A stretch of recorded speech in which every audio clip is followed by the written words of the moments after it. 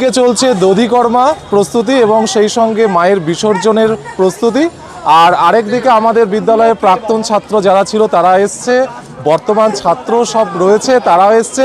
Already আমাদের একটা ক্লাবের যে গাড়ি, সেই ঠাকুরের গাড়ি নিয়ে চলে এসছে, তারা মাকে এই গাড়ি করে তুলে নিয়ে তারা বিসর্জনের শোভাযাত্রায় বেরোবে। সঙ্গে আমাদের মধ্যে চলে এসছে আদিবাসী নৃত্যের জন্য একটি টিম, পুরুলিয়ার সেই আদিবাসী নৃত্য এবং সেই সঙ্গে ধামসা মাদলও চলে এসছে।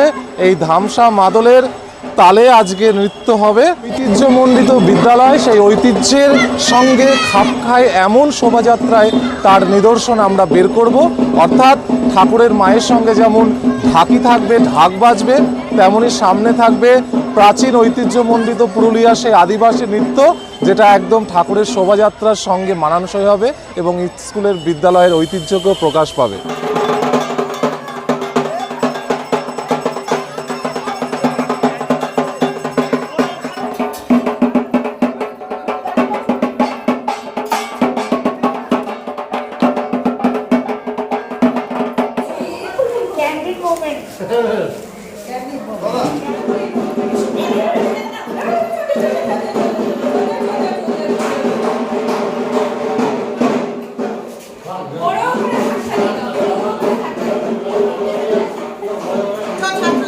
চলো চলো চলো।